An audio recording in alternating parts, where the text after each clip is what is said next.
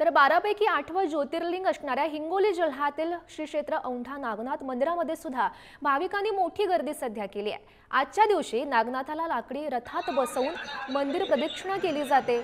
रथ उत्सवानं महाशिवरात्री उत्सवाचा समारोप हा या ठिकाणी केला जातो।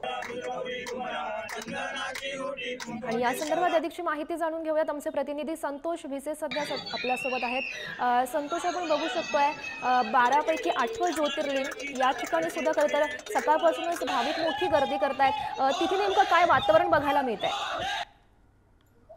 नक्कीच, कारण 12 ज्योतिर्लिंगापैकी 8वं ज्योतिर्लिंग आहे आणि या ज्योतिर्लिंगामध्ये भाविक म्हणजे सकाळपासून त्या ठिकाणी दाखल झाले। तर खरं तर कालपासून भाविक या ठिकाणी मुक्कामी होते आणि आज कुठे ते दर्शन घेतात। आपण बघतोय की मंदिर परिसरामध्ये सर्वत्र भाविकांच्या रांगा लागलेल्या आहेत। बंदराच्या चोहोळ बाजूला भाविक हे दर्शनासाठी रांगेत थांबलेले आहेत। या ठिकाणी जे स्पेशल दर्शन पास देखील आहे, कारण जे काही भाविक या ठिकाणी येतात त्या भाविकांसाठी दर्शन पास आहे, कारण त्यांना ताबडतोब म्हणजे नागनाथचं दर्शन घेता यावं अशी काही जे या ठिकाणी व्यवस्था देखील करण्यात आली आहे।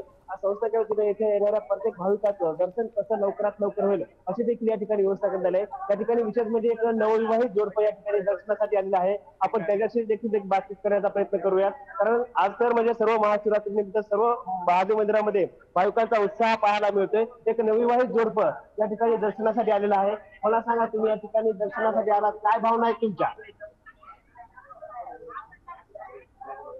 आपण बघतोय की हे नवविवाहित जोडपं या ठिकाणी दर्शनासाठी आलेलं आहे आणि भाविकांची एक लांबलचक रांग जी आहे या ठिकाणी लागलेली आहे।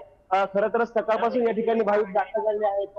आपण बघतोय की नवविवाहित जोडपं आहे, त्याचबरोबर यासोबत ठिकाणी सर्व मंडळी जी आहे या ठिकाणी उपस्थित आहे, कारण इथे येणाऱ्या प्रत्येक भाविकाचं दर्शन कसं होईल अशी व्यवस्था जी आहे त्या नक्कीच संस्थेच्या संतोष, करण्यात आलेली आपण आहे। गर्दी सुद्धा वाढताना बघू शकतोय। आज संपूर्ण दिवसभर सुद्धा भाविकांमध्ये उत्साहाचं असंच वातावरण आपल्याला बघायला मिळेल। संतोष, धन्यवाद दिलेल्या माहितीसाठी।